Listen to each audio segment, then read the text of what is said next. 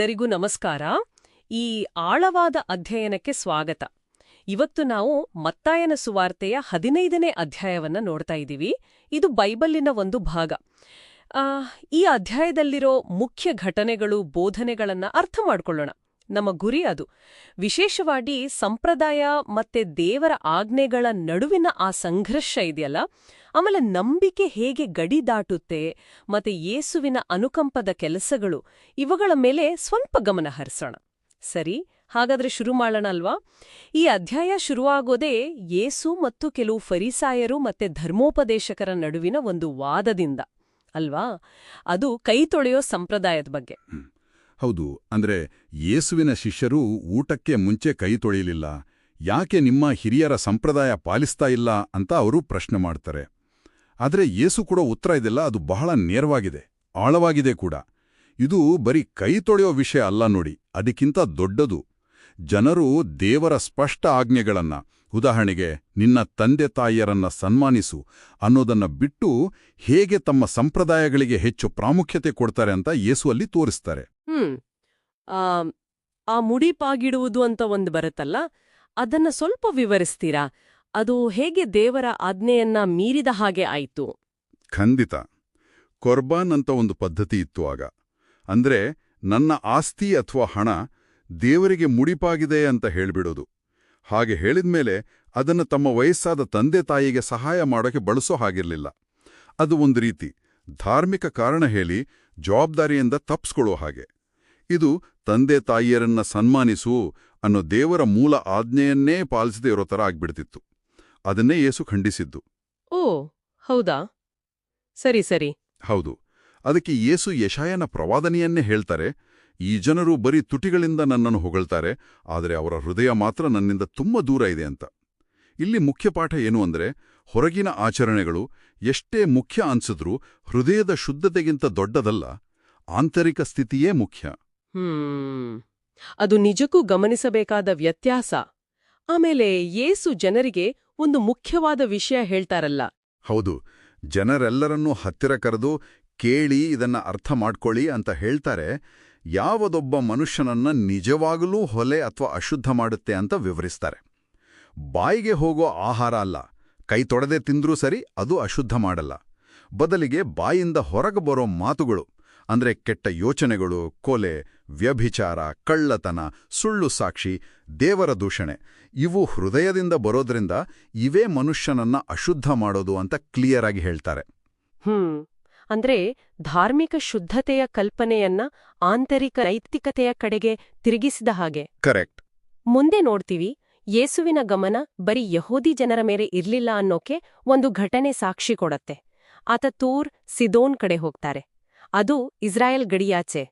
ಅಲ್ಲಿ ಏನಾಗುತ್ತೆ? ಹೌದು, ಅಲ್ಲಿ ಒಬ್ಬ ಕಾನಾನ್ಯ ಸ್ತ್ರೀ ಬರ್ತಾಳೆ. ಅವಳು ಯಹೂದಿ ಜನಾಂಗದವಳಲ್ಲ. ಆ ಕಾಲದಲ್ಲಿ ಸಾಮಾನ್ಯವಾಗಿ ಯಹೂದ್ಯರು ಅನ್ಯಜನರ ಜೊತೆ ಅಷ್ಟು ಬೆರೆಯುತ್ತಿರಲಿಲ್ಲ. ಅವಳು ಬಂದು ತನ್ನ ಮಗಳಿಗೆ ದೆವ್ವ ಹಿಡಿದಿದೆ, ಗುಣಮಾಡಿ ಅಂತ ಯೇಸು ಹತ್ರ ಬೇಡ್ಕೊಳ್ತಾಳೆ. ಯೇಸುವಿನ ಮೊದಲ ಪ್ರತಿಕ್ರಿಯೆ ಇದೆಯಲ್ಲ, ಅದು ನಮಗೆ ಸ್ವಲ್ಪ ಕಠಿಣ ಅನ್ಸ್ಬೋದು. ಮೊದಲು ಸುಮ್ಮನಿದ್ದು, ಆಮೇಲೆ ನಾನು ಕಳೆದು ಹೋದ ಇಸ್ರೇಲಿಯನ್ನ ಕುರಿಗಳಿಗಾಗಿ ಮಾತ್ರ ಕಳಿಸಲ್ಪಟ್ಟಿದ್ದೇನೆ ಅಂತಾರೆ. ಆಮೇಲೆ ಮಕ್ಕಳ ರೊಟ್ಟಿಯನ್ನು ತೆಗೆದು ನಾಯಿಗಳಿಗೆ ಹಾಕೋದು ಸರಿನಾ ಅಂತನೂ ಕೇಳ್ತಾರೆ.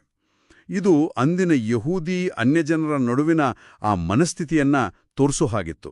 ಹೌದು. ಆದ್ರೆ ಆ ಹೆಣ್ಣು ಮಗಳ ನಂಬಿಕೆ ಮಾತ್ರ ಅದು ಅಚಲವಾಗಿತ್ತು. ಅವಳ ಉತ್ತರ ಹೇಗಿತ್ತು? ಅದ್ಭುತ ಉತ್ತರ. ಅವಳು ಹೇಳ್ತಾಳೆ, ಹೌದು ಸ್ವಾಮಿ, ಆದ್ರೂ ನಾಯ್ಮರಿಗಳು ತಮ್ಮ ಯಜಮಾನರ ಮೇಜಿನಿಂದ ಬೀಳೋ ರೊಟ್ಟಿ ತುಣುಕುಗಳನ್ನು ತಿನ್ನುತ್ತವಲ್ವೇ ಅಂತ.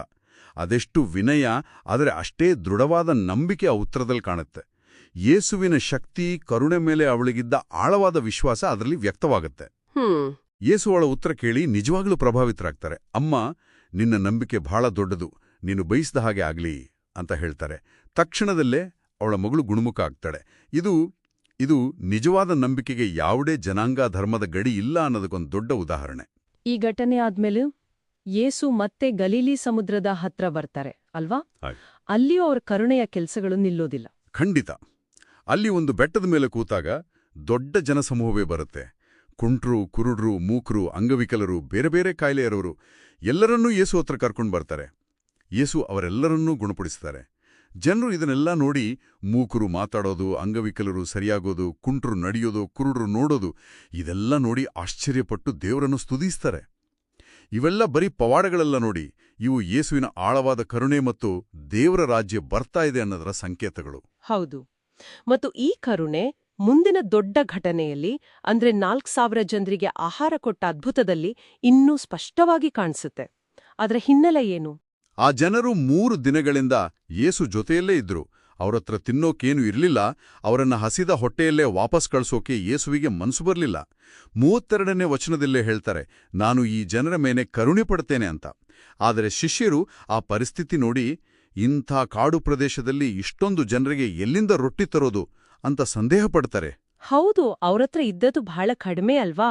ಕೇವಲ 7 ರೊಟ್ಟಿ ಮತ್ತೆ ಕೆಲವು ಸಣ್ಣ ಮೀನು ಅಷ್ಟೇ. ಹೌದು, ನಮ್ಮ ದೃಷ್ಟಿಯಲ್ಲಿ ಅದು ಏನೇನು ಸಾಲದು. ಆದರೆ ಯೇಸು ಅದನ್ನೇ ತಗೊಂಡು ದೇವರಿಗೆ ವಂದನೆ ಹೇಳಿ ಮುರಿದು ಶಿಷ್ಯರಿಗೆ ಕೊಡ್ತಾರೆ. ಅವರು ಜನರಿಗೆ ಹಂಚ್ತಾರೆ. ಆಶ್ಚರ್ಯ ಅಂದ್ರೆ, ಎಲ್ಲರೂ ಹೊಟ್ಟೆ ತುಂಬ ತಿಂದ ಮೇಲೂ ಉಳಿದ ತುಣುಕುಗಳನ್ನ ಕೂಡಿಸಿದಾಗ 7 ದೊಡ್ಡ ಪುಟ್ಟಿಗಳು ತುಂಬುತ್ತೆ. ತಿಂದವರಲ್ಲಿ ಗಂಡಸರೇ 4,000 ಜನ, ಹೆಂಗಸರು ಮಕ್ಕಳೂ ಬೇರೆ. ಇದು ಯೇಸುವಿನ ಅಪಾರವಾದ ಕರುಣೆ ಮತ್ತು ದೇವರ ಶಕ್ತಿಯ ಪ್ರದರ್ಶನ. ಹಾಗಾದ್ರೆ ಈ ಅಧ್ಯಾಯದಿಂದ ನಾವು ಕಲಿಯೋ ಮುಖ್ಯ ವಿಷಯಗಳನ್ನ ಒಮ್ಮೆ ನೆನಪು ಮಾಡ್ಕೊಳ್ಳೋದಾದ್ರೆ, ಮೊದಲನೇದು, ಮನುಷ್ಯರ ಸಂಪ್ರದಾಯಗಳು ದೇವರ ನಿಯಮಗಳನ್ನಾಗಲಿ ಹೃದಯದ ಶುದ್ಧತೆಯನ್ನಾಗಲಿ ಮರೆಮಾಚಬಾರದು. ಎರಡನೇದು, ನಿಜವಾದ ನಂಬಿಕೆಗೆ ಗಡಿಗಳಿಲ್ಲ. ಅದು ಆ ಕಾನಾನ್ಯ ಸ್ತ್ರೀಯಲ್ಲಿ ಕಂಡ ಹಾಗೆ ಅನಿರೀಕ್ಷಿತ ಕಡೆಯಿಂದಲೂ ಬರಬಹುದು. ಮೂರನೇದು, ಯೇಸುವಿನ ಕೆಲಸಗಳಲ್ಲಿ ಕಾಣೋ ಅಪಾರವಾದ ಕರುಣೆ. ಅದು ಗುಣಪಡಿಸೋದ್ರಲ್ಲಿರಲಿ, ಸಾವಿರಾರು ಜನರಿಗೆ ಆಹಾರ ಕೊಡೋದ್ರಲ್ಲಿರಲಿ. ಹೌದು, ಖಂಡಿತ. ಇದನ್ನ ಇವತ್ತಿನ ದಿನಕ್ಕೆ ಅನ್ವಯಿಸಿ ಯೋಚನೆ ಮಾಡೋದಾದ್ರೆ ಒಂದು ಮುಖ್ಯ ಪ್ರಶ್ನೆ ಬರುತ್ತೆ. ನಮ್ಮ ಜೀವನದಲ್ಲಿ, ನಮ್ಮ ಧಾರ್ಮಿಕ ಅಥವಾ ಸಾಮಾಜಿಕ ವಲಯಗಳಲ್ಲಿ ನಾವು ಯಾವುದಕ್ಕೆ ಹೆಚ್ಚು ಒತ್ತು ಕೊಡ್ತಾ ಇದ್ದೀವಿ? ಹೊರಗಿನ ಆಚರಣೆಗಳಿಗ ಅಥವಾ ಒಳಗಿನ ಶುದ್ಧತೆ, ಪ್ರೀತಿ, ನ್ಯಾಯಕ್ಕ? ಆ ಕಾನಾನ್ಯ ಸ್ತ್ರೀಯ ಕಥೆಯಿದೆಯಲ್ಲ, ಅದು ನಮ್ಮ ಸಮಾಜದಲ್ಲಿ ಹೊರಗಿನವರು ಅಂತ ನಾವು ಯಾರನ್ನ ನೋಡ್ತೀವೋ ಅವರ ಕಡೆ ನಮ್ಮ ಮನೋಭಾವ ಹೇಗಿರ್ಬೇಕು ಅಂತ ಕೇಳುತ್ತೆ. ಅವರಲ್ಲಿರೋ ನಂಬಿಕೆಯನ್ನ ಗುರ್ತಿಸೋಕೆ ನಾವು ಸಿದ್ಧ ಇದ್ದೀವಾ ಅನ್ನೋ ಪ್ರಶ್ನೆಯನ್ನು ಅದು ಹುಟ್ಟುಹಾಕುತ್ತೆ. ಈ ಯೋಚನೆಗಳ ಜೊತೆ ನಾವು ಈ ಅಧ್ಯಾಯವನ್ನ ಮನನ ಮಾಡ್ಕೊಳ್ಬೋದನ್ಸುತ್ತೆ. ಖಂಡಿತವಾಗಿಯೂ. ಮತ್ತಾಯನ ಸುವಾರ್ತೆಯ 15ನೇ ಅಧ್ಯಾಯದ ಈ ಆಳವಾದ ಅಧ್ಯಯನವನ್ನ ಇಲ್ಲಿಗೆ ಮುಗಿಸೋಣ. ಕೇಳುಗರಿಗೆ ಇದು ಆಲೋಚನೆಗೆ ಗ್ರಾಸ ಒದಗಿಸಿದೆ ಎಂದು ಭಾವಿಸುತ್ತೇವೆ.